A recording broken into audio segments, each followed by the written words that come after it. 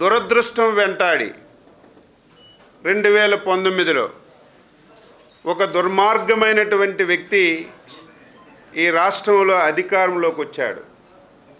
నేను ఎప్పుడు మాట్లాడినా, ఏ సందర్భంలో మాట్లాడినా ఆ రోజు నుంచే ఈ రాష్ట్రానికి ఒక శని పట్టిందని ఎప్పుడూ నేను చెప్తుంటాను. ఆ శని దాపరించడం వల్ల ఆ రోజు శంకుస్థాపన చేసినటువంటి ఎయిర్పోర్ట్ని పూర్తిగా నిర్వీర్యం చేశారు.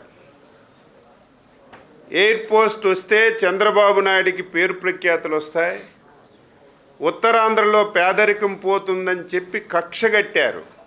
కక్ష కట్టడమే కాదు, ఇదేదో నేను మైక్ ఉందని చెప్పి పాత్రికేయులు ఉన్నారని చెప్పి మాట్లాడడం కాదు. ఇక్కడ చాలామంది పాత్రికేయులు ఉండొచ్చు, కొంతమంది లేకపోవచ్చు. 2014లో మేము ఈ ఎయిర్పోర్టు ప్రారంభిస్తాము, శంకుస్థాపన చేస్తామన్నటువంటి సందర్భంలో ఆ రోజు గొడ్డల పార్టీ ఈ రాష్ట్రంలో ఒక ప్రతిపక్ష పార్టీగా ఉంది.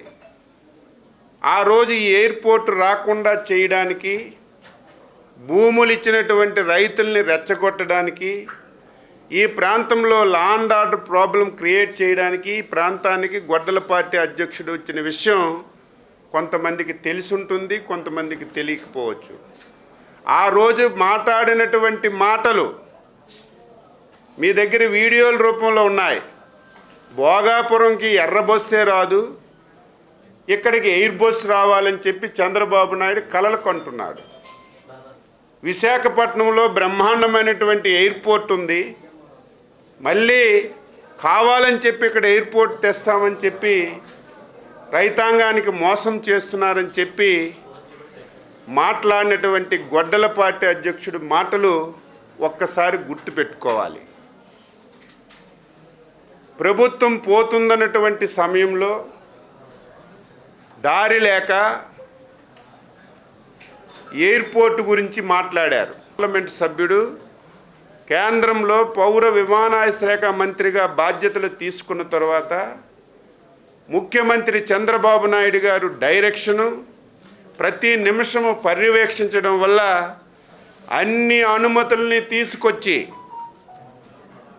అనుకున్న దానికంటే భోగాపురం ఎయిర్పోర్ట్ని నిర్మాణం చేసి రేపు 1వ తారీఖున ప్రజలకి అంకితం చేసి ఒక పండగ వాతావరణంలో ఈ కార్యక్రమాన్ని నిర్వహిస్తున్నటువంటి సమయంలో గొడ్డల పార్టీ క్రెడిట్ చోరీ అని చెప్పి మాట్లాడడం విడ్డూరంగా ఉందని చెప్పి తెలియజేస్తున్నాను. నీ క్రెడిట్ ఎవరికి కావాలి? నీకు ఎందులో క్రెడిట్ ఉంది? ఏ విషయాన్ని తీసుకున్నా సరే నిన్ను క్రెడిట్లోకి తీసుకునే మనిషి ఒక్కరు కూడా ఉండరు. కుటుంబపరంగా తీసుకున్నా కుటుంబంలో తల్లిని, చెల్లిని, బాబాయిని ఏ విధంగా చంపారు, ఇంటి నుంచి బయటికి పంపించారు, సభ్య సమాజం అసహించుకునే విధంగా కుటుంబ వ్యవహారాల్లో ఇప్పుడు జరగనటువంటి విషయాల్లో నువ్వు చేసి మొత్తం రాష్ట్రంలో, దేశంలో అసహించుకునే స్థాయికి తీసుకెళ్ళావు. నీ హయాంలో ఆంధ్రప్రదేశ్ రాష్ట్రంలో ఒక ప్రభుత్వం అంటే గత ప్రభుత్వంలో చేసినటువంటి పనులు కొనసాగించాలి, గత ప్రభుత్వంలో చేసినటువంటి పరిశ్రమల్ని పూర్తి చేయాలి. నీ దుర్మార్గమైనటువంటి ఆలోచనలతో, నీ ధనదాహంతో ఎన్నో పరిశ్రమలు, ఎన్నో ప్రాజెక్టులు ఈ రాష్ట్రం నుంచి, ఈ రాష్ట్రానికి ఒక దండం, మీ గొడ్డల పార్టీకి ఒక దండం, ఈ ప్రభుత్వానికి ఒక దండమని పరుగెత్తి పారిపోయినటువంటి రోజులు మన రాష్ట్రంలో చూసాం.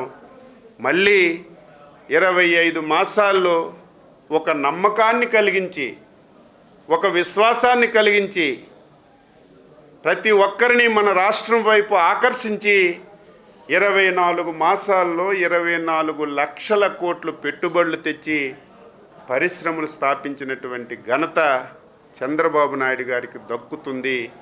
ఈ విషయాన్ని ప్రతి ఒక్కరూ గుర్తుపెట్టుకోవాలని చెప్పి ఈ సందర్భంగా తెలియజేస్తున్నాను. ఉత్తరాంధ్ర కొంతమంది కబంధ హస్తాల్లో నలిగిపోయింది.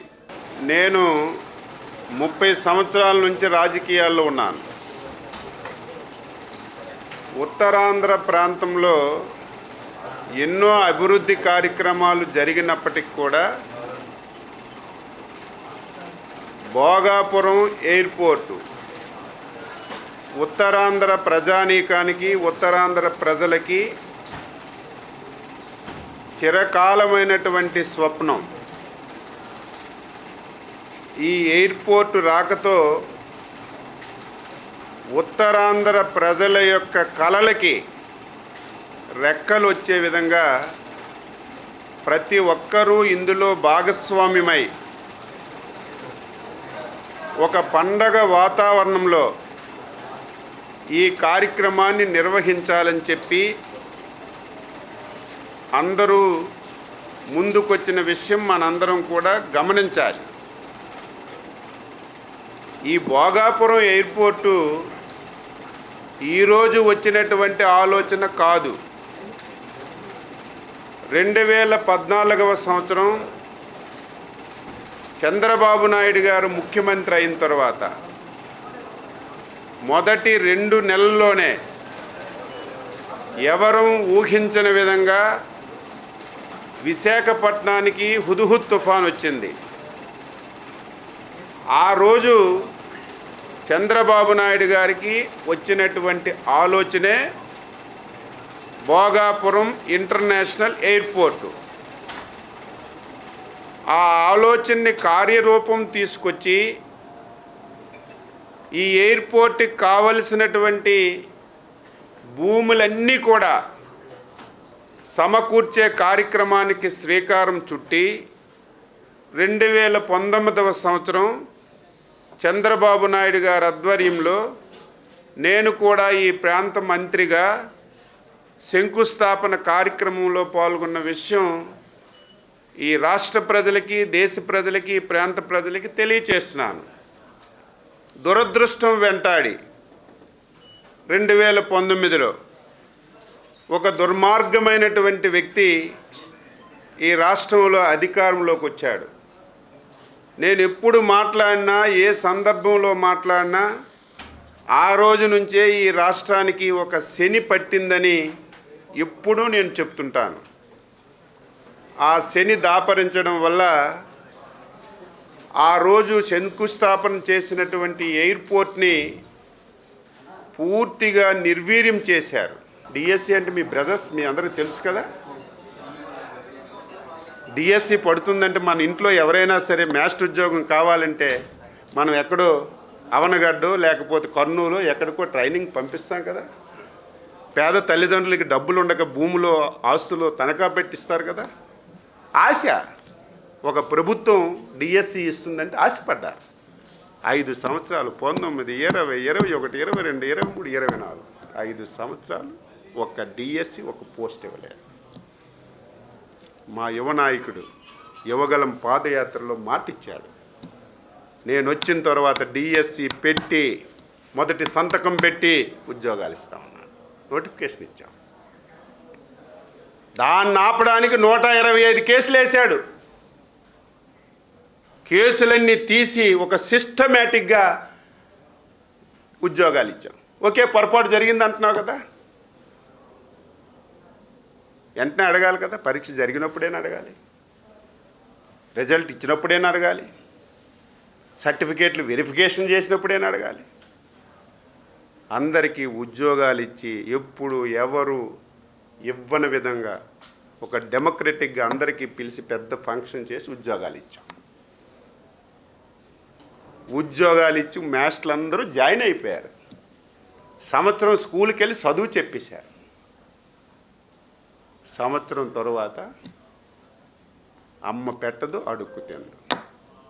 పల్లెటూరులో ఒక సామెత, దొంగల పడిన 6 మాసాలకు కుక్కలు మొరిగినట్టుగా ఉద్యోగాలు ఇచ్చి సంవత్సరం స్కూల్కి వెళ్ళి చదువులు చెప్పిన తర్వాత అవినీతి జరిగిందండి.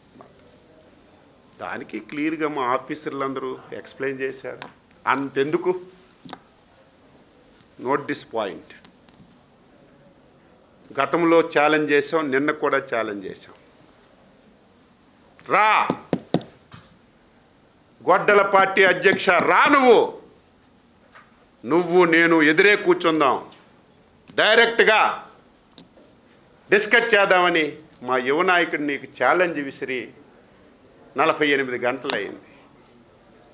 ఉలుకు లేదు, పలుకు లేదు.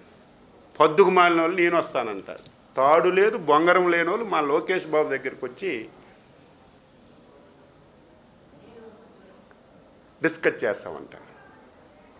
ఇది చాలా పొరపాటు, ఇది అవమానం. అహర్నిశలు కష్టపడి ఉద్యోగం సాధించినటువంటి ఉపాధ్యాయులకి గొడ్డల పార్టీ అధ్యక్షుడు చేసినటువంటి అవమానం ఇది.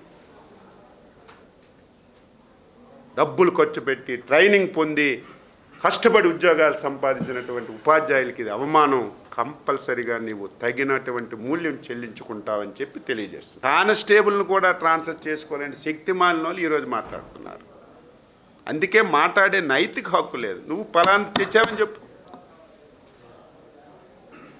నా హయాంలో ఈ ఇరిగేషన్ ప్రాజెక్టుకి ఇంత డబ్బు ఇచ్చాను, ఈ కార్యక్రమం చేశాను, ఈ కాలువకి ఇంత డబ్బు ఇచ్చాను, ఈ కార్యక్రమం ఈ ప్రాజెక్ట్ తెచ్చాను, ఈ కార్యక్రమం చేశాను. ఏదైతే ఈ 24 మాసాలు మేము ఏ ప్రాజెక్ట్ చేస్తాం ముందు రోజు క్రెడిట్ అంటాడు, క్రెడిట్ చోరీ అంటాడు. మీకు సిగ్గుమాలినాడు. ఆర్సిదల్ మెట్టలు ఈయనే తెచ్చాడట, గూగుల్ ఈయన తెచ్చాడట. నాకు ఎక్కడంటే ఆశ్చర్యం వేసింది, శాసనసభలో నేను నిరంతరం ఉంటాను కదా, 2019లో గొడ్డల పార్టీ అధ్యక్షుడయ్యాడు. అనంతపూర్లో కియా పరిశ్రమ తెచ్చాం. మా నాన్న అల్లుప్పుడే లెటర్ రాశాడు, అందుకే ఇది వచ్చింది. అలాంటి వాడికి ఏం ఆన్సర్ చేయాలి? అలాంటి ఇంటికి ఆన్సర్ చేయాలని నాకు సిగ్గుగా, కానీ చెప్పాలి. ఒకలో ఇద్దరు నమ్మే వాళ్ళు ఉంటారు, వాళ్ళు కరెక్ట్గా ఆన్సర్ చేయాలని మాట్లాడుతున్నాను తప్ప ఏముంది? దొంగ పేపర్ చూడండి. ఈ దేశంలో ఎంతమంది జనాభా చెప్పు? దేశంలో ఎంతమంది జనాభా ఉంది? అందరూ ఇది మంచన్న, దొంగ పేపర్లు చెడ్డన్న. మీరు చూడండి. అందులో గొడ్డల పార్టీకి సంబంధించి ప్రపంచంలో పెద్ద ఇన్సిడెంట్ జరిగినా అందులో ఎక్కడ ఎతికినా దొరకదు. ఇదా పేపర్ అంటే? ఇదా అది పేపరా, పాంప్లెట్? అది అయినా సరే బాధ్యత గల ప్రభుత్వంగా ఆన్సర్ చేస్తాం, ప్రతిదీ చెప్తాం.